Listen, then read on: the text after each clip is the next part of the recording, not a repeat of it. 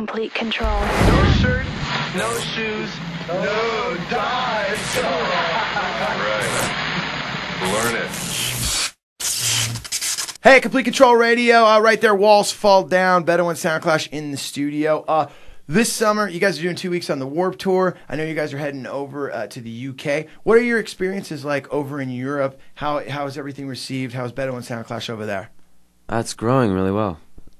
Is it different, Canada to the States and then over to there? Do you like being over in the States? Do you like playing here in the States? Do you like going over to Europe?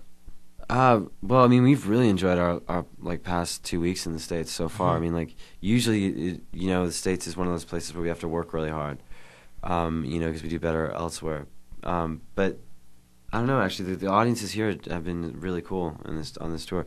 And the current tour that you have, you got to talk about the other bands on it, because it's one of the best lineups that's out there right now. We got Westbound Train, traditional kind of. They're on Hellcat Records. Yeah, slacker kind of ska. And then we have Beat Union from Birmingham. They're like a jam clash kind of Elvis UK Costello. punk, yeah. I don't know. They're really great. Yeah, and that whole bill you guys put together yourselves. Yeah, we did. Yeah, we just it was the first time when we had the chance to really put together a bill that we wanted to in the States. So it's been exciting for us to play with you. Being that I've been able to see you guys, I don't even know, between 7 and 10 times, probably even more. Damn, you're blowing up on that. People call it. See, they want to come to the tour. They want to get on the list. But the thing that I noticed about this headlining tour, you guys have, you get more time on stage. It just feels that you're putting in so many different songs from all of the records, but also the amount of fun that you guys are having up on stage and not having that restraint of, you only got 30 minutes. Right. Is that making a big difference for you guys? Because the other night when I saw you, it just seemed that you're just letting it all breathe up there, and the medley of covers that you guys are doing, ending it with a Clash song. I mean, at one point you had all the bands on stage with you. Yeah. I mean, is that something that's going on every single night? And what's making it different from, say, the 30-minute slot on the opening slot? Sometimes when you only have 30 minutes to get an idea of what your band is across, it's almost like you're advertising what you do. It's more of an advertising. Just giving them the meat and potatoes. But it's nice to be able to space it out over like an hour and a half or so, and just take it somewhere. Have a shape to the show rather than just bang it all out. Yeah. I noticed that the covers that you guys do, I mean, they range from a U2 cover to a little medley of, I think, the Clash is in there. I mean, is that? Yeah. And at the end, it really was cool how at the end of the set, you guys touched on all that, and then yet you come back. Most bands would end with those songs, and you guys come back, ending, of course, with your own music.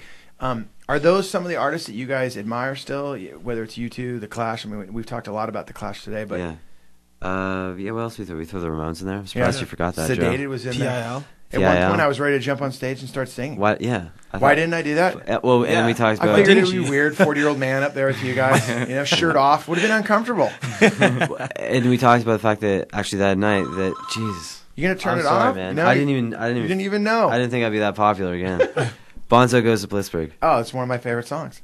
Yeah. The best. Is that everyone's favorite Ramones song? You know what? The thing about Bonzo Goes to Pittsburgh, the best part about it, is the na-na-nas in it, and I think at the end, the bridge in there. If there's one thing that makes me sick, it's when someone tries to hide behind politics. And I think right now, that's hitting home more than ever. Should we play that right now? Yeah, I'd love to. I don't think I've That's ever a played that on the fantastic show. song. All right, this is a request from Bedouin Soundclash, one of our all-time favorite Ramones song. This is Bonzo Goes to Pittsburgh here on Complete Control Radio.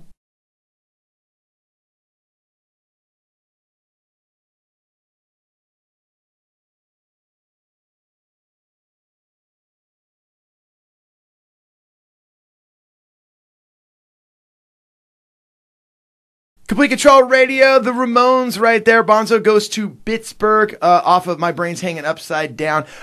In the studio, Bedouin Soundclash, Eon, Patrick, we're all hanging out here. Jay, I got to ask you one last question. This summertime, I know this tour just is coming to an end. Are we doing one final tour before you guys go back in the studio? What can we expect spring, summer for you guys? You're going to be back out on the road? You're going to put together another great bill like this too?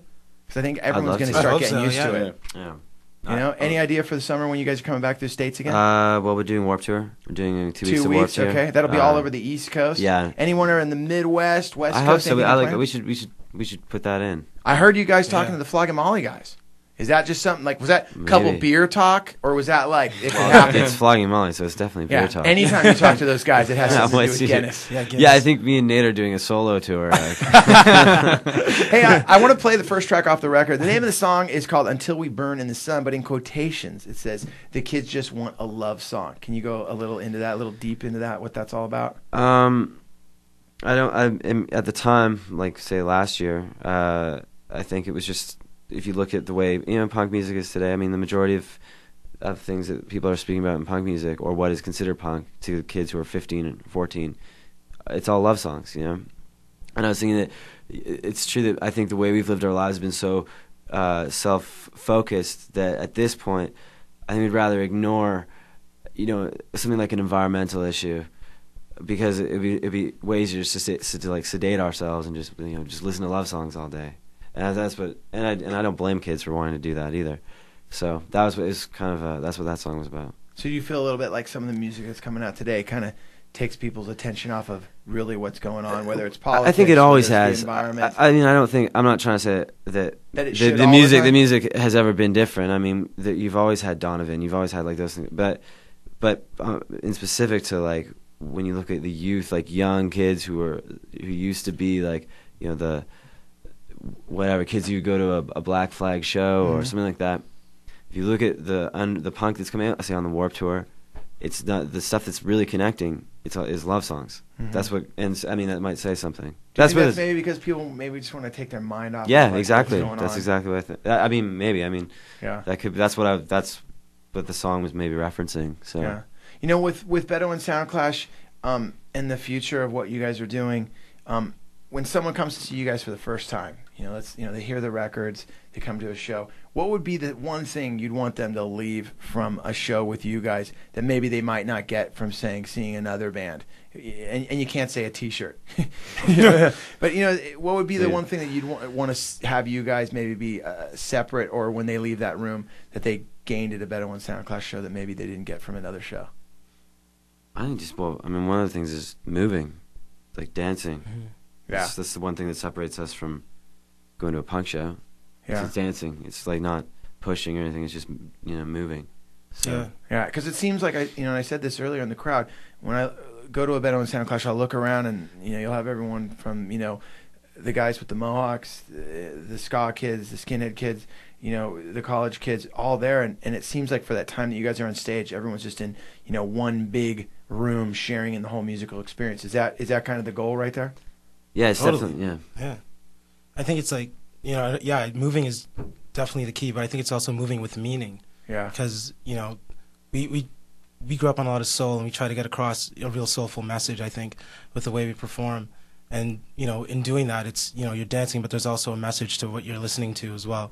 So hopefully people get that when they come to the shows and can leave with it.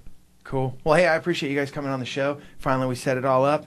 Eon, Patrick, Jay, Bedouin Soundclash. Hey, I'm going to kick off into the first track off the record. This is off Bedouin Soundclash's Street Gospels, in stores everywhere. This is Until We Burn in the Sun on Complete Control Radio. Thanks, guys. Thanks. Thanks. Cool.